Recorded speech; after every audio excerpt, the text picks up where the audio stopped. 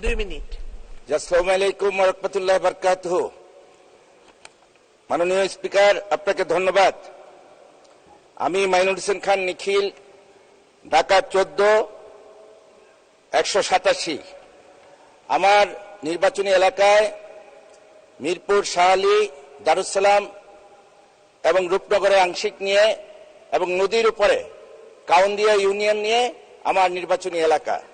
আমি আজকের এই সংসদে দাঁড়িয়ে মাননীয় প্রধানমন্ত্রীকে ধন্যবাদ জানাতে চাই যে যেমনি করে সারা বাংলাদেশটি ওনার মাথায় আছেন, তেমনি করে ঢাকা 14 আসনে ওনার মাথায় রেখে উনি ঢাকা 14 আসনের জনগণের উন্নয়ন করেছেন। সম্প্রতিকালে কাউন্দিয়া ইউনিয়নে একটি দ্বীপের মতো, সেখানে উনি আমাদেরকে কাউন্দিয়াবাসীদের উপহার দিয়েছেন। সেই কাউন্দিয়া নদীর উপর একটি সেতু ইতিমধ্যেই টেন্ডারে এসেছে। আমি আমার কাউন্দিয়াবাসী এবং মিরপুরবাসীর পক্ষ থেকে মাননীয় প্রধানমন্ত্রীকে ধন্যবাদ জানাই।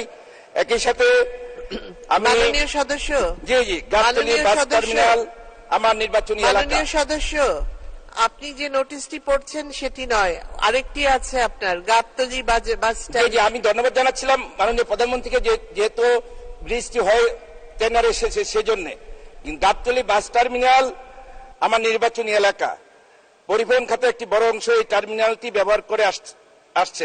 মাননীয় প্রধানমন্ত্রী রাষ্ট্রনায়ক শেখ হাসিনার নির্দেশে সারা দেশে ইতিমধ্যে ডিজিটাল বাস টার্মিনাল স্থাপিত হচ্ছে। যেহেতু গাবতলী বাস টার্মিনালটি দেশের বিভিন্ন জেলার সাথে যোগাযোগের অন্যতম একটি প্রাণকেন্দ্র, সেজন্য গাবতলী বাস টার্মিনালটি আধুনিকরণ অত্যন্ত জরুরি। বর্তমানে এখানে নিয়মতান্ত্রিক পার্কিং ব্যবস্থা না থাকায় দীর্ঘ যানজটের কারণে দূর দূরান্ত থেকে আসা যাত্রীরা ভোগান্তির হয়রানির শিকার হচ্ছে।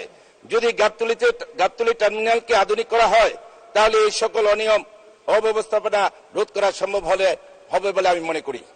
আপনাকে ধন্যবাদ মাননীয়